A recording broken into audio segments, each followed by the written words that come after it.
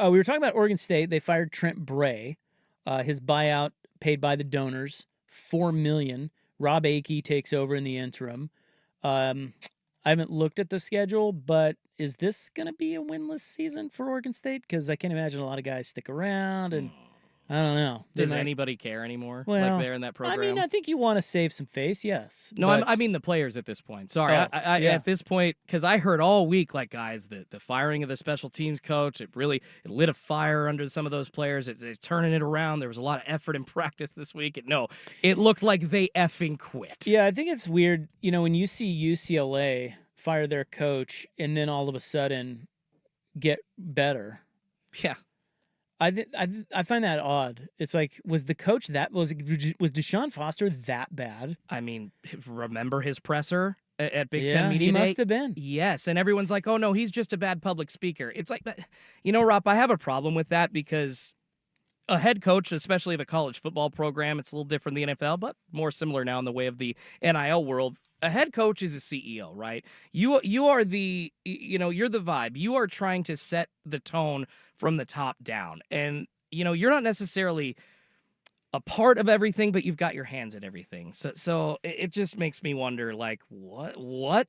If one part of your, talent or skill level for that job is short, what else are you inadequate at? And when you are that bad, Rob, it's like, if I came on here and I was trying to apply for this job, it's like, guys, I can cut audio for you. I can give you guys headlines for stories, but I'm really bad at sports updates, okay? Like, every time I go out there, I can't do it. You would not give me the job. But that is what happened with UCLA and Deshaun Foster. So to answer your question, yes, I think he was that bad from the start. They went cheap, and that's what you get when you go cheap. Damn right.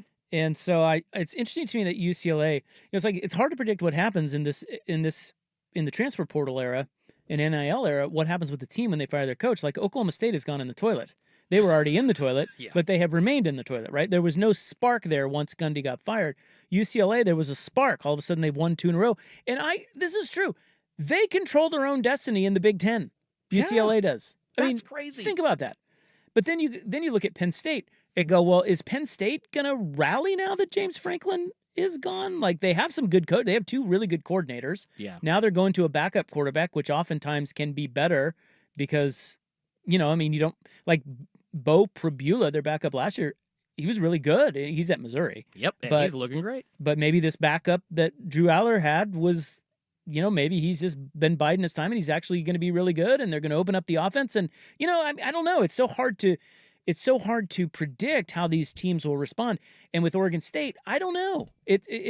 Listen, the whispers have been that has been a mess for much longer than maybe some fans realize. Oh, like from the start of the hire for Trent Yeah, Bray. like there were cracks in that last year. We were talking to people about cracks in that thing. We heard he couldn't even organize a practice, Rob. From this is sources close to the program. I'm not sure this was ever public, but it's like he literally was having trouble getting players from station to station. It's just a bad hire. Didn't work. Guys quit. And now he's fired. Will they rally? I don't know. I don't know what will happen. Here's the guy that I think is interesting.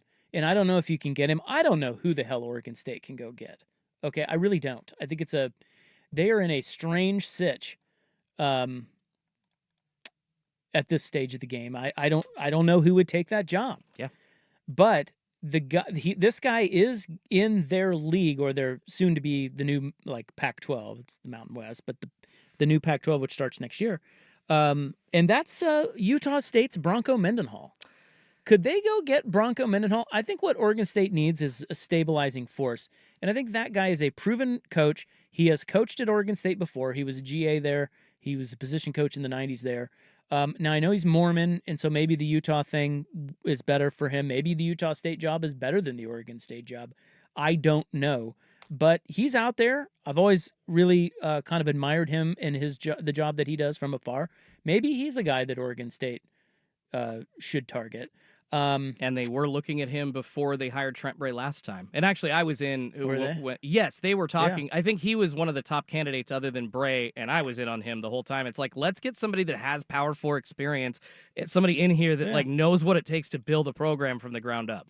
Yeah, other names that they're throwing out there are Ryan Grubb, the oh my God, Washington fumbled again. Oh, they got it back though. I may or may not have money on that game. Let's go, baby.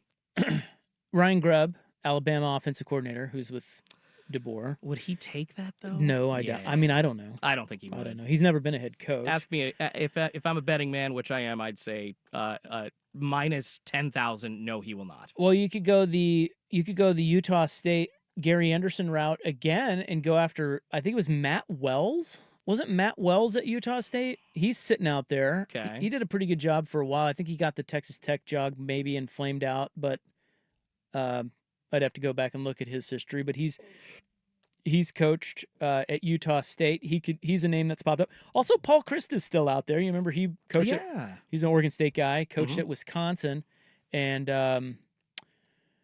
he ever since he got fired from Wisconsin, I've lost. I don't know where he is. Can I throw a name out that intrigues me the most out of what I've seen? Nick Rolovich, because out of all the guys that we're seeing outside of maybe a couple of former players, which I'll let you get to them, it's like, no, let's not go that route, regardless of how much coaching experience they have. A guy like Rolovich, he's like an offensive assistant or like an analyst right now for Cal. So he's hungry to get back into the game. The whole, the way that he lost his job with Washington State with the whole lawsuit, not taking the COVID vaccine. Like, I just feel like he's got experience at really good programs. Hawaii, Washington State. He's an offensive innovator, which is something that Oregon State desperately needs. Yeah, it's an interesting name because you are going to have to find a guy who, I think sometimes at a job like Oregon State, you're just going to have to find a guy with some warts. But foaming at the mouth to come coach again, right? Well, maybe. I mean, I don't know. Do you know Nick Rolovich? No, but anybody. Maybe he loves Cal. Maybe he's turned into a hippie. Maybe he's getting all the boosters down there at Berkeley. You bringing me my weed? I'm all good. I'm all good down here. You might be right, but most most college head football coaches are competitors, and you just think that, the way that he lost his job, he is raring to get back into it if he can. Right. So listen, we're all spitballing. We're just throwing out names. I don't know. Bronco Mendenhall seems interesting. I think they need to stabilize things at Oregon State, and he could do that.